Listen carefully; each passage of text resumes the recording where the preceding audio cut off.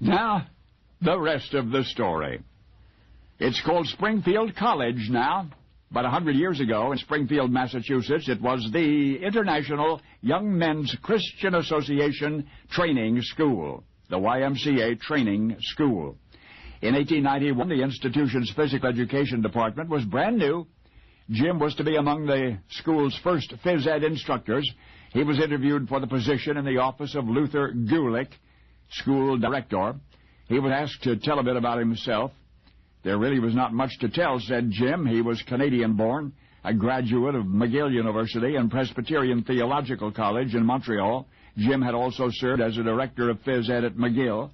Director Gulick smiled. Jim, he said, was just right for the job. Oh, but there was one more thing. The director had an assignment for him. It was to be his first challenge as a member of the faculty. Jim announced that he would be eager to accept it. Maybe he should have waited until he heard the rest of the story, because in essence the director was distressed over winter collegiate athletic programs in general.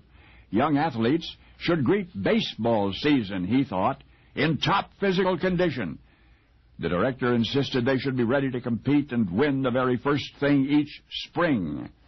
Well, Jim promised that he would keep his class in shape over the winter. He'd keep his class in shape for baseball. All winter long, he'd prepare them with gymnastics and calisthenics. That wasn't quite what Director Gulick had in mind. Not that he had anything against gymnastics and calisthenics. They simply did not maintain an athlete's competitive edge, nor did they keep him thinking strategically. What the director wanted was a training device which would sustain the momentum of fall football, the physical and mental momentum all through the winter, until the first session of baseball practice. And that was Jim's assignment, to invent such a device. Jim said he would do his best, and the project became an obsession. He racked his brain to create an organized athletic activity which not only met Director Gulick's requirements, but also could be performed indoors during the worst of winter weather. And that very winter Jim succeeded. And the basic guidelines he established back then have remained essentially unchanged to this day. Soon after its creation at the YMCA Training School in Massachusetts, it became a popular activity in YMCAs all across the country, and then in educational institutions throughout the United States and Canada. And now it's difficult to imagine the world without it.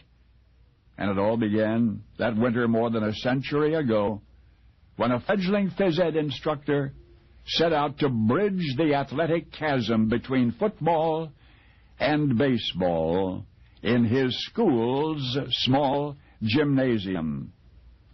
And with his only equipment, a standard soccer ball, and 2 peach baskets, now don't get ahead of me, a soccer ball and 2 peach baskets, he, 30-year-old James Naismith, became the father of the only major sport which is completely, utterly, originally all-American, basketball. And now you know the rest.